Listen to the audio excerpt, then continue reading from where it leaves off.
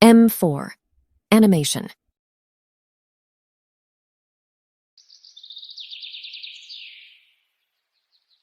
मदनपुर नामक गांव में रामू नामक का किसान रहा करता था।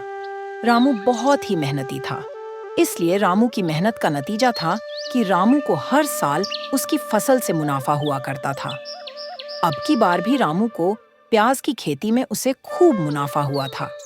अच्छी प्याज की खेती होने की वजह से एक रोज रामू के घर एक सेठ आता है। अरे रामू भैया, कैसे हो? मेरा नाम मंगल सिंह है, सुना है पूरे गांव में सबसे अच्छी प्याज की खेती हुई है तुम्हारी। मैं आपके घर ही जा रहा था, अच्छा हुआ तुम इधर ही मिल गए। हाँ हाँ, सही सुना है सेठ जी। इस बार क्या हर साल मेरी फसल अच्छी ही होती है? अरे सेठ जी, मैंने आपका बड़ा नाम सुना है। आप ईमान धर्म के बहुत पक्के हैं। हाँ हाँ रामू, वो तो है, पर सुनो, तुम मुझे प्याज बेचना चाहते हो? मैं तुम्हें बड़ी रकम दूंगा। हाँ सेठ जी, क्यों नहीं, आपको मैं कैसे मना कर सकता हूं। तो ठीक है, कल मैं अपने नौकर को लेकर आता हूँ। रामू घर आता है और अपनी पत्नी से कहता है, अरे गोपी सुनो, कल मंगल सेठ अपनी प्याज खरीदने आने वाले हैं। अरे ये तो बड़ी खुशी की बात है जो मंगल सेठ अपने घर आ रहे हैं। दूसरे दिन मंगल सेठ अपने नौकर के साथ आता है और प्याज की कुछ बोरियां ले जाता है। फिर थोड़ी देर बाद रामू को विचार आता है। कहीं मंगल सेठ को जो प्याज की बोरियां दी उसमें वो सड़ी हुई तो नहीं होगी ना? नहीं नहीं, अगर ऐसा हुआ तो मैं गांव में बदनाम हो जाऊंगा। अरे गोपी सुनो, गोदाम में जो प्याज की बोरियां रखी है उनमें से कई प्याज की बोरियां सड़ गई हैं। तुम जाकर सड़ी हुई बोरी निकाल दो और थोड़ी साफ सफाई कर दो। ठीक है, मैं अभी जाती हूँ। गोपी जब गोदाम में जाती है तो उनमें कीड़े लगकर बोरियों में सड़े हुए प्याज नजर आते हैं, जिसे देखकर गोपी को बहुत दुख होता है। इतनी सारी बोरी प्याज की खराब हो गई। ये कह रहे थे कि इन्हें मैं फेंक दूं।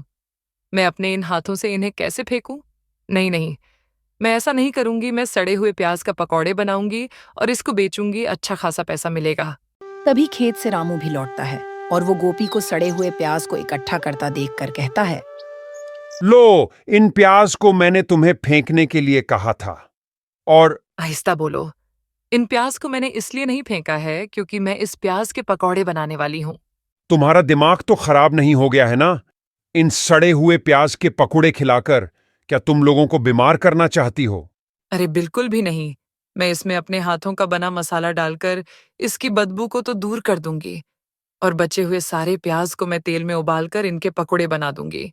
तुमने तो जिद ही लगा ली है। तुम्हें जो करना है करो। कल को गांव वालों ने इसे लेकर कोई सवाल उठाया तो मैं तुम्हारा साथ नहीं दूंगा। मैं तुम्हें अभी मना कर देता हूं।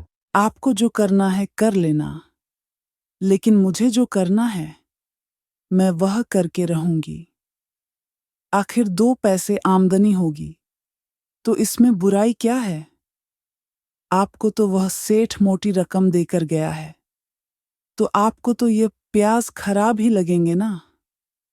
लेकिन मैं तुम्हारी एक नहीं सुनने वाली। रामू अपनी पत्नी को खूब समझाता है कि वह ऐसे काम ना करे, सड़े हुए प्याज की पकोड़े बनाकर लोगों को खिलाकर बीमार ना करे।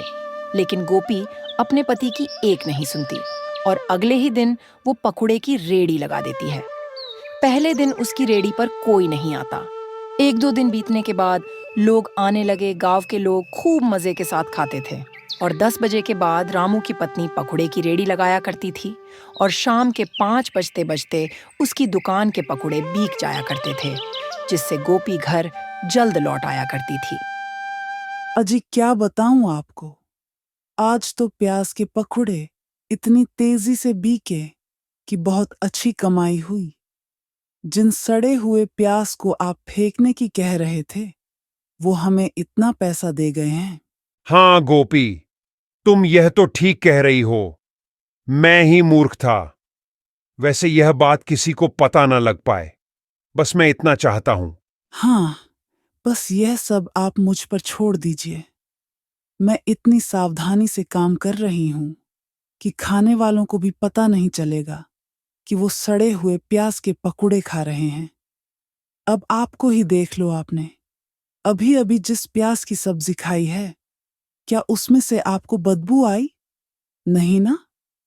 वो भी तो सड़े हुए प्याज की सब्जी थी।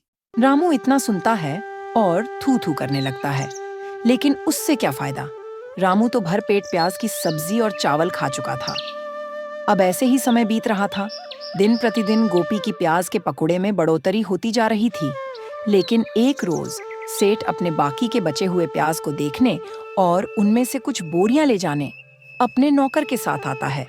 अपनी सेठ की बात सुनकर प्याज की बोरियां उठाकर ठहने पर रख लेता है। उसके बाद वो बाकी की बची प्याज की बोरियों को गिनकर सेठ को बताता है। सेठ जी, इसमें से 4 प्याज की बोरियां गायब है। अरे गायब नहीं हुई है। इसमें जो बोरियां सड़ी हुई थीं, उसे हमने फेंक दिया है। हाँ हाँ सेठ जी, गोपी ठीक कह रही है। मैंने ही उसे प्याज साफ करने के लिए कहा था, क्योंकि गोदाम में बहुत सारे प्याज सड़ गए थे। कोई बात नहीं रामू, अच्छा किया तुमने उन सड़ी हुई प्याज को हटा दिया। अच्छा, मैं चलता हूँ।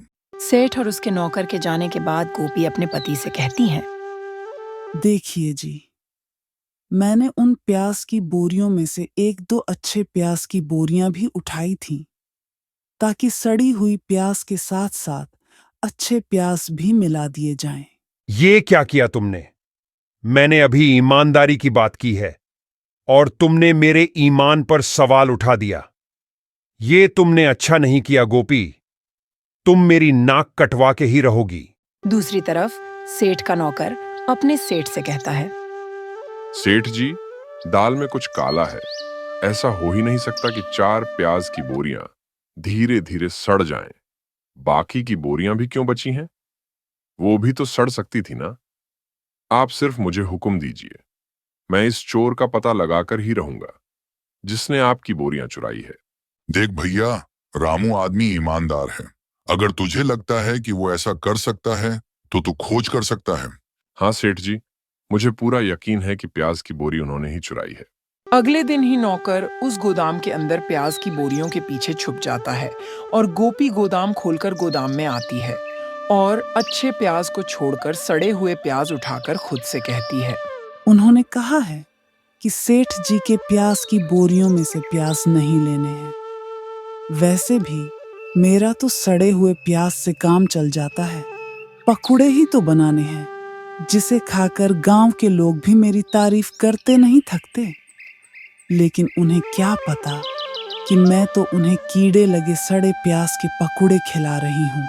उसी वक्त बोरियों के पीछे से नौकर निकलता है और वह गोपी को कहता है। अब तुम्हारी सच्चाई सारे गांव वालों के सामने आकर रहेगी और पंचायत में तुम्हें बिठाया जाएगा। और होता भी ऐसा है। वह वहां से भाग निकलता है और सरपंच के पास पहुंचकर वह सारी बात बता देता है। सरपंच भी रामू और उसकी पत्नी को लोगों को खिला रहे सड़े हुए प्याज के पकौड़े के दंड स्वरूप दोनों को गांव से निकाल देते हैं। और आखिर में लालच का अंत कुछ ऐसा हुआ कि गांव में सबसे अच्छी खेती करने वाला किसान रामू अपने ही गांव को छोड़कर जाने पर मजबूर हो गया। Subscribe for more update.